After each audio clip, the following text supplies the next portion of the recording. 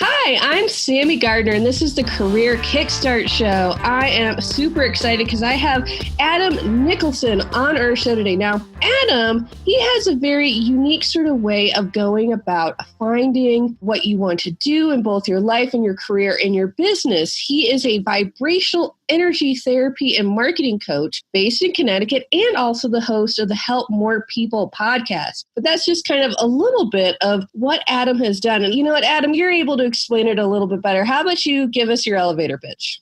Sure, Sami, and thank you for having me. I'm really excited to be here. Thanks for being here. Yeah. Basically, I do business healing for body-centered entrepreneurs and really driven career folks who may be stuck in a place in their lives and their business and their careers that they just can't seem to get out of, and they've lost that excitement. So I work with them to expand their business, make more money, and try to help them find what they actually want to be doing. And as you mentioned, we do that with a combination of vibrational sound healing and also marketing coaching.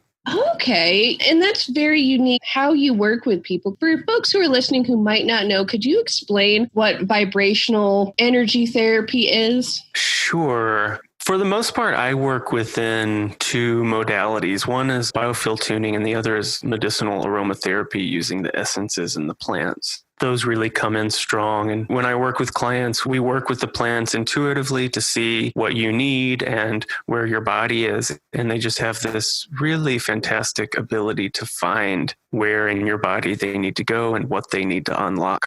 Now, the other part of that, the vibrational sound piece, is I work with a modality called biofield tuning, and we use tuning forks both on the body and off the body. And the basic theory is that as we go through our lives, we pick up this trash along the way. We might have had a traumatic event when we were 6 and we just held on to it. You know, if we don't process these things that happen to us, they stay there. And, you know, when they happened at that age or even more recent, we may not know that they're there.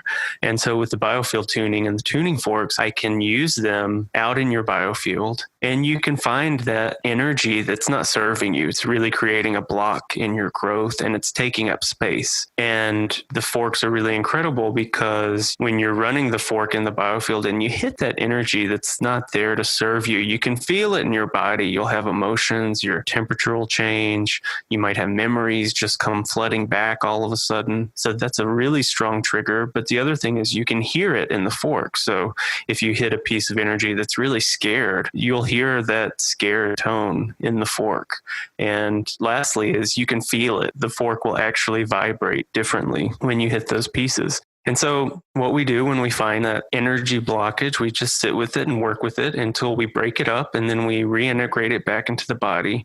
And what that does is it creates more space in your biofield and it clears it out so that it can flow more freely. And then what happens after that, I mean, it's really up to the client because you have to work to keep that open. But if you stay open and open to receiving, then all of these amazing things can happen.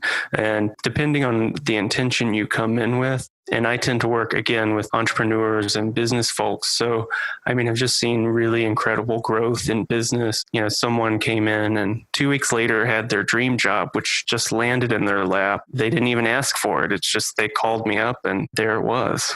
Wow. And what I find very interesting about this is that you aren't someone who's simply a practitioner. You've had a lot of lived experience where you've walked the walk before, you take your clients on that. Could you tell us a little bit more about your personal story and how you kind of come to this path? Sure. Thanks for asking. One bit about me is that I lived in Korea for 8 years. And when I came back to America in 2017, I was really just following my gut. I loved Korea. I still love Korea. It's my home.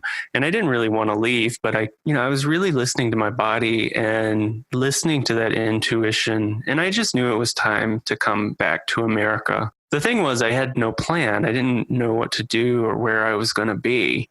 And actually, the only thing I used to tell people was, I don't know where I'm going to live because I'm from Tennessee, but had lived in Connecticut for 6 years. So the only thing I would tell people was, I don't know where I'm going to be, but I'm definitely not going to be in New England because I just had the worst experience in New England previously. And I had gone to see another energy worker in Nashville after I came back to America. And we did some really deep, serious work. And there was this piece, and it was related to my father. And we just went in super deep, and it just clicked. It shifted. It was an immediate shift.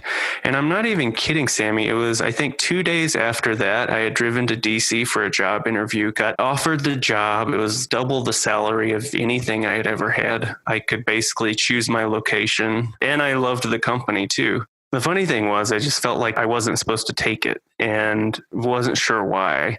But as I continued driving north, I went to see friends in Boston and then ended up back in Connecticut. And what I kept hearing, what kept coming through was that I needed to move back to Connecticut, which was funny because that was the only place I knew that I definitely wasn't going to be. So that took some hard conversations with my family because they couldn't understand why I would ever want to go back there because I was so miserable before. But I really stayed with that feeling. I really listened to my body and my intuition, and I moved back to Connecticut a month later. The only problem was there were no jobs. So I said, fine, I'll just create my job. I know I'm supposed to be here. And I started my own business, and I was I call it luck, but I think that's just the way it was supposed to be. I got clients right off the bat, and they've stayed with me. I'm still working with some of them, and it's just been incredible. Wow, that's an amazing story because it feels like so often when people leave home, they're in a rush to never come back. But you were able to do this like around the world journey, and through like kind of honing it on your body to be able to find where you're supposed to be, almost using that energy to kind of shift these opportunities in your career, which is kind of what we're going for. We're talking about here. And I'd love to hear, since you've done it yourself, how you help people shift energies in their career to find opportunities. Like, how does that begin? What does that look like with somebody? I think the main thing you have to have is trust, and trust in the process, and trust that the universe is going to be there. The universe has your back, and it's not going to let you down. We all go through ups and downs in our lives, but we have to know that the universe is going to provide. I heard an allegory that I just really love a few weeks ago, and it was this idea that, we're in a banquet hall and we're starving, we're waiting for food. But right next door is this huge buffet, and all we have to do is just get up and walk over to the next room. But so many of us don't do that. We're afraid to leave the room. We don't know what's in the hallway. We don't know if we can get to the next room. We come up with all of these excuses not to go there because the room we're in is comfortable, even though we're miserable or we're not happy or we're bored out of our minds. And the thing is, if we just trust that, okay, it's a hotel, it's going to have lights. If I get lost, I can just turn back around. It's either going to be left or right. I know I'm going to get there. That's what I want. That's where I want to be. So worst comes to worst, I can ask someone how to get there, but you can get there if you just trust that part of yourself and of the universe. And I think that's a big piece for me, and also that I've seen with my clients, just coming in with a real true sense of vulnerability, this vulnerability to let go of what we expect, and then trust that what is in our best interest is going to come to us. Okay, kind of like if you're going to come to the cliff, I suppose, and take a jump, your wings are going to unfurl. There's going to be something that's going to carry you forth. Exactly. And when you are working with folks and with career stuff, because it seems to me like just how I work with career people is that most time people are kind of taking this in a very strategic, business-like, very much that logical side of your brain. But kind of what you're coming from with this perspective on helping people find career purpose, passion, kind of get back into their career and be jazzed about it. You're kind of coming from this from more of a creative, intuitive place. How does that work for some people who maybe have always learned to lead with their brain as opposed to their heart when it comes to career building? Oh, such a good question. And I have to say, for career-driven folks, and you and I are two of them, it's really hard to let go of that. And we're given so much information about career paths, and we have so many expectations about where we should be and where we need to be and when we need to be there, that it's really hard to break out of that.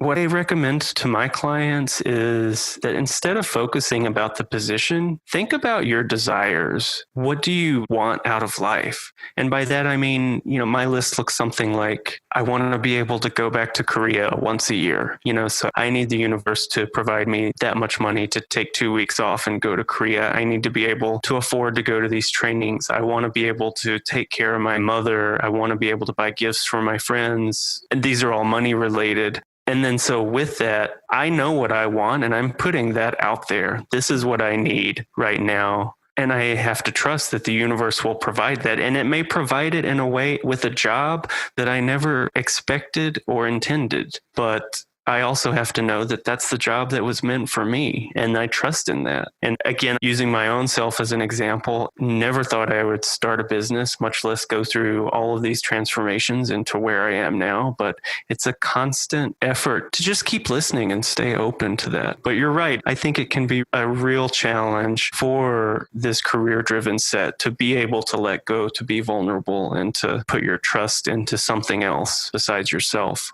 What that reminds me of is this one money mindset person who talks about the fact when you're trying to like build up to maybe a money goal, you can't have like a vague thing like, oh, I want to make 10 grand a month or something like that.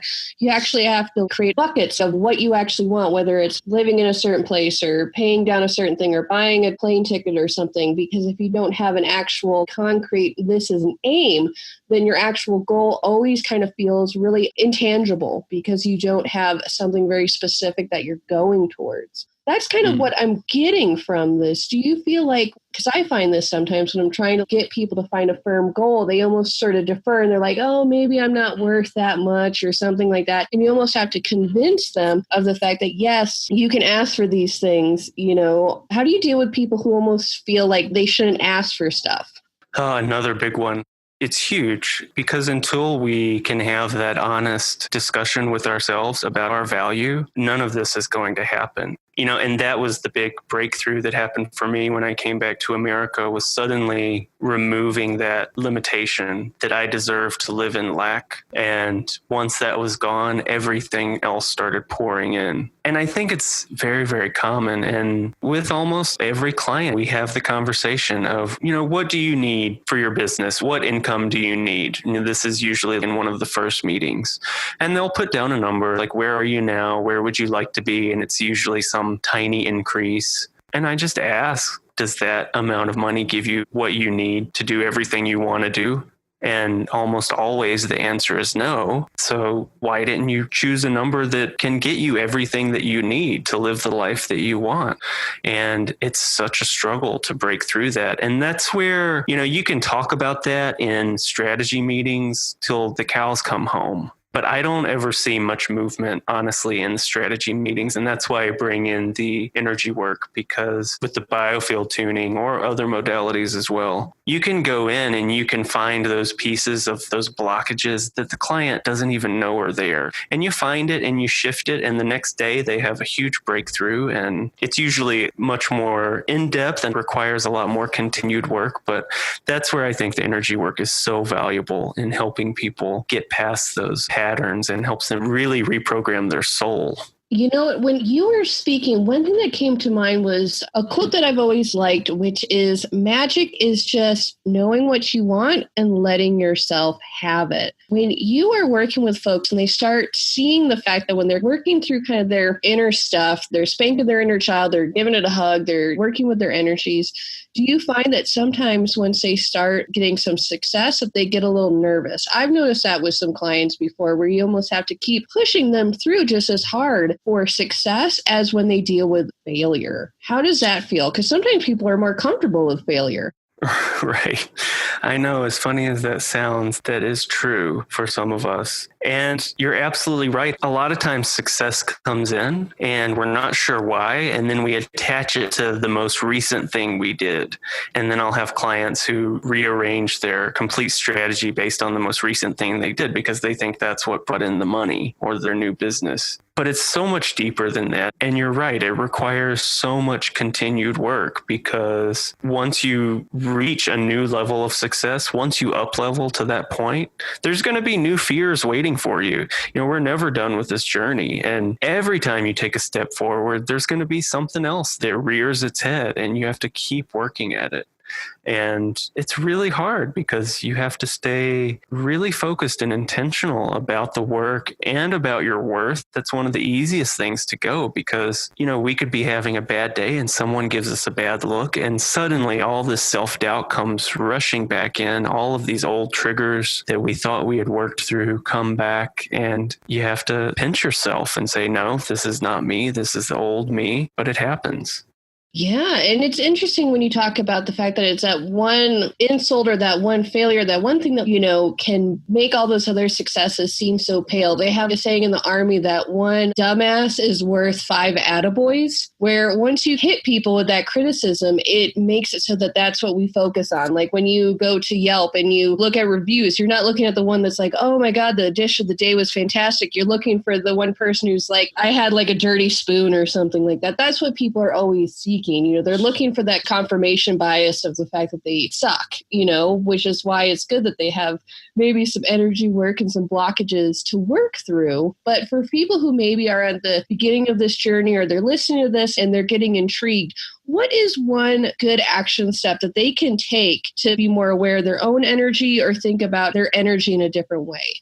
Sure. I would say if you're not already meditating, definitely start meditating, because if you decide to go down this path and really work with your energy, and even if you're not, meditation will give you such a better understanding of your body and what's happening in your body. And it will give you so much power so that you have the ability to push things aside more easily. You train yourself when thoughts come in to just say, nope, not right now, and let them go on a coffee break, and you can revisit them later. But it's that kind of power that you really need so that when you do get that one dumbass, you can push it aside and move on, because otherwise we go into this spiral and it can be really devastating personally and professionally. And these days, there's so many apps out there. There's so many ways you can get into meditation. I used Headspace for a while. I loved it, but there's plenty out there that are just as good. And I highly recommend that. I think it's really a thing you can't go wrong with. And you have to prioritize it. A lot of people say they don't have time, but all of us have 5 minutes that we could sit down, be quiet, be still, and really exercise this part of our bodies. I love that. And that's such an easy step for pretty much anybody to take. It doesn't, with or without an app, you can do that whether you're on the subway commuting to work or you just got off work or anything like that. So great tip, Adam. Now, we're getting towards the end of the interview, and I want to make sure that for the folks listening at home, that they know how to find you. So tell us, if somebody's ready to be like, you know what, I like the cut of that guy's coat, or at least the cut of the coat that I hear, how do I work with them? Let them know. Sure. Thanks, Sami. And thanks again for having me. This has been a pleasure. You're welcome. It's been great having you on the show. So you can find out more about me on my website. That's adamnicholson.co. There you can find my podcast, which you can also get on any of the podcast apps or sites. You're also going to find events on there. I do distance groups or groups via Zoom through the computer. When I do in-person groups in Hartford, Connecticut, sometimes as I'm traveling around the country, I'll do events in those locations as well. So it's always good to sign up for the email. And if you're interested in diving into this a bit deeper for your business or for your career, I offer packages so that you can work on this for 3 months or 6 months. And we can really go in and find out what's standing in your way, what in your body is keeping you from reaching that next level. Awesome. Thank you so much, Adam, for being on the show. And just for folks listening, his podcast is the Help More People podcast. So check that out. He has episodes coming all the time. So thank you again, Adam, for being on the show. It's been great. Thank you, Sami. And thank you all for listening. As always, I'm Sami Gardner, and this is the Career Kickstart Show. Bye.